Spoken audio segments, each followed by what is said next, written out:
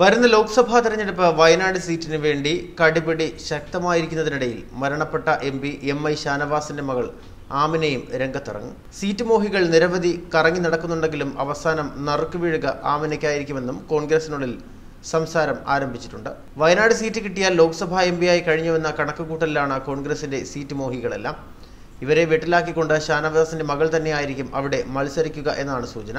എന്നാൽ സീറ്റ് അവകാശവുമായി മുസ്ലിം ലീഗ് രംഗത്ത് വരുമെന്നാണ് ലഭിക്കുന്ന വിവരം. ഇടതുമുന്നണിക്ക് വേണ്ടി CPM-ലെ സത്യൻ മോക്കേരിക്കാണ് സാധ്യത. നാമനിർദ്ദേശ പട്ടിക സമർപ്പിച്ച ശേഷം നാടുവിട്ടാലും പുഷ്പം പോലെ ലീഗ് ജയിച്ചു കയറുന്നത് പോലെയാണ് ഇപ്പോൾ കോൺഗ്രസ് പാർട്ടിക്ക് വയനാട് മണ്ഡലം. UDF എന്ന പേരിൽ ആരവിടെ മത്സരിച്ചാലും ജയം സുനിശ്ചിതമാണ്.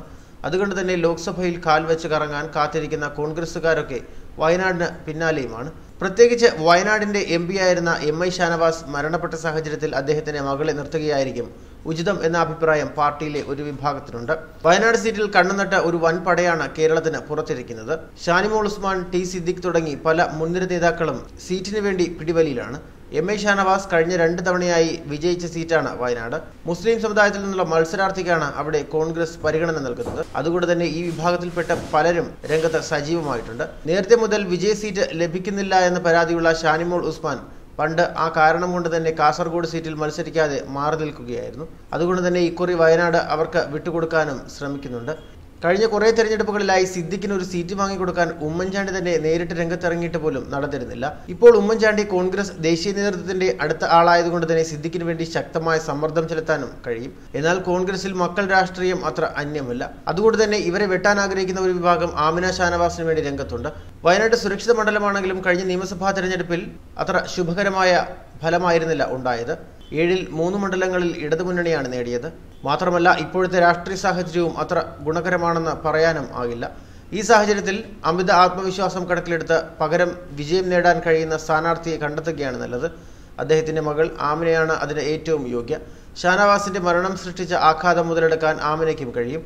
മാത്രമല്ല ഷാനവാസിന് വേണ്ടി പകുതി കരൾ നൽകിയതും ആമിനയാണ്. ഇത് സംബന്ധിച്ച് സമൂഹമാധ്യമങ്ങളിൽ വന്ന കുറിപ്പുകളും വല്ലാതെ മനസ്സിളക്കിയതാണ്. ഇതുപയോഗിച്ച് സഹതാപതരംഗം മുതലെടുക്കാനാകും എന്ന അഭിപ്രായമുണ്ട്. എന്നാൽ എല്ലാ സീറ്റുകളിലും മത്സരിച്ചവരുടെ കുടുംബങ്ങളിൽ നിന്നുള്ള സ്ഥാനാർത്ഥിയാകുന്നതിനെതിരെ പ്രതിഷേധം പാർട്ടിയിൽ ശക്തമായിരുന്നു. ഇത്തരത്തിൽ ഒരു സ്ഥാനാർത്ഥിയെ ഇറക്കിയാൽ അതിനെതിരെ രംഗത്ത് വരും എന്നാണ് അവർ നൽകുന്ന മുന്നറിയിപ്പ്. ഇത് കോൺഗ്രസിനെ വല്ലാതെ വിഷമിപ്പിക്കുന്നുണ്ട്. കോൺഗ്രസിൽ സ്ഥാനാർത്ഥി തർക്കം മുറുകുമ്പോൾ സീറ്റിന് അവകാശവാദം ഉന്നയിക്കാൻ ലീഗും തയ്യാറെടുക്കുകയാണ്. ലീഗിന് ഏറെ സ്വാധീനമുള്ള മണ്ഡലങ്ങളിലൊന്നാണ് വയനാട്. അതുകൊണ്ട് തന്നെ ഇക്കുറി അതിനുവേണ്ടിയാണ് അവർ രംഗത്ത് വരുന്നത്. വയനാട് അല്ലെങ്കിൽ കാസർഗോഡ് എന്നാണ് ലീഗിന്റെ ആവശ്യം. ഇത് UDF-ൽ വലിയ പ്രതിസന്ധി ഉണ്ടാക്കും എന്നാണ് വിലയിരുത്തൽ. വിജയപ്രതീക്ഷയുള്ള UDF-ൽ തർക്കം മുറുകുമ്പോൾ ഇടതുമുന്നണിക്ക് വയനാട് സീറ്റ് സംബന്ധിച്ച ഒരു ആശങ്കയുമില്ല. CPI ആണ് വയനാട് മത്സരിക്കുന്നത്. ഇക്കുറി അവർ തങ്ങളുടെ കർഷക സംഘടനയുടെ നേതാവ് സത്യൻ മൊക്കേരിയായിരിക്കും രംഗത്തിറക്കുക. കഴിഞ്ഞ കേന്ദ്ര സർക്കാരുകളുടെ കാർഷിക വിരുദ്ധ നയത്തിന്റെ ഇരകളാണ് വയനാട് ജനത.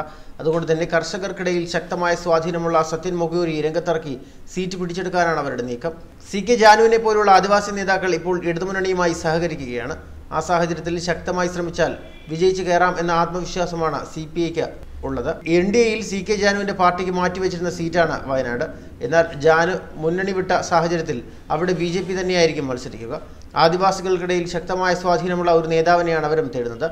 ആദിവാസി മേഖലയ്ക്ക് മോഡി സർക്കാർ ചെയ്ത കാര്യങ്ങളെ ഉയർത്തിക്കാട്ടി വോട്ട് പിടിക്കാനാകും BJP ശ്രമിക്കുക. ന്യൂസ് ഡെസ്ക് മലയാളി വാർത്ത.